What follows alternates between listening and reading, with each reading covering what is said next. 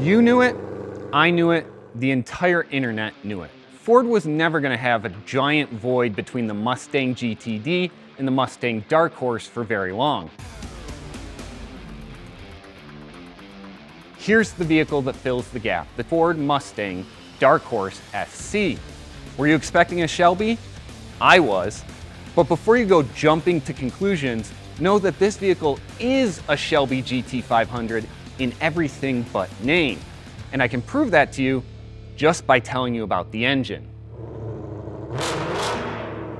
SC, of course, stands for supercharged. And if you know anything about Mustangs, you're probably assuming that Ford has bolted a supercharger on top of the Darkhorse's 5-liter Coyote V8. But that is not what's under the hood. Ford is not letting us pop this today because this is a pre-production vehicle. But if we could, you would see an Eaton TVS R2650 supercharger on top of a 5.2-liter V8. And if you know your Mustangs, you know those are the same details that applied to the 2022 Mustang Shelby GT500. Now, in what might go down as one of the lamest product launch decisions of 2026, Ford is not talking about specs of this engine. No power output. But if I were a betting man, and I'm not, I would place my money on this having somewhere between the old GT500 760 horsepower and the Mustang GTD's 815 horsepower. Probably less than that vehicle because I can think of no better way to piss off a bunch of people who just dropped 300K on a Mustang. One detail we do know about the Darkhorse SC's engine, this is a wet sump engine, whereas the GTD has a dry sump oiling system. And it routes torque to the ground through a 7-speed dual clutch transmission located just after the vehicle, whereas the GTD uses an 8-speed dual clutch transaxle at the rear of the car. The Darkhorse SC routes torque through a carbon fiber drive shaft to a Torsen mechanical limited slip differential. Ford is referring to this as a sports car, not a muscle car. And just like the Shelby GT500, there's a big emphasis on aerodynamics and handling as much as there is power. You're gonna notice this huge carbon fiber rear wing, and it's adjustable in 2 positions. There's also this duckbill spoiler below it. That caught the attention of the GTD team during development, and they integrated a similar solution. It works with the rear wing to improve its efficiency by 10%. That means for every additional pound of downforce, there's 10% less drag penalty. Overall, this vehicle makes 620 pounds of downforce at 180 miles per hour. That's going to help this car stick to the pavement when you're hammering around a racetrack. The other thing you need to notice is this new rear diffuser, which helps downforce, but also helps cool the rear differential, which has a dedicated cooler on it. And while you're down here, you're definitely going to notice how awesome these vertical quad exhaust tips are.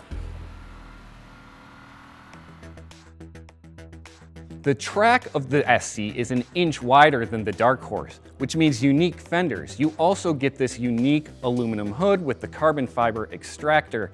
And if you remove the rain tray, you get 5 times the airflow as you do in a standard Darkhorse. Up front, it's all about cooling. And so this center grille is 60% larger than on the standard Darkhorse. And these outboard grills are twice as large.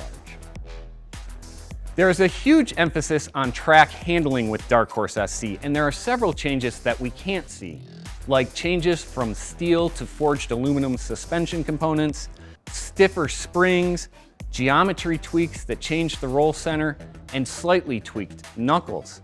The standard tires are Pirelli P0Rs, 305 section up front, 315 width in the rear. But if you upgrade to the optional track package, you get these Michelin Pilot Sport Cup 2Rs developed specifically for Darkhorse SC. You also get carbon fiber wheels and carbon ceramic brakes. Brembo provides those and the standard brakes with 6 piston calipers up front and 4 pistons in the rear.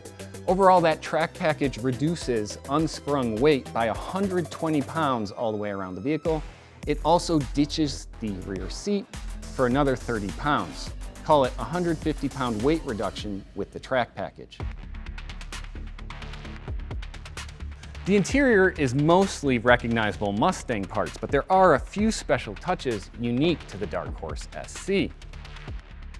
All of this carbon fiber trim is standard on the SC, and the steering wheel is borrowed from the GTD.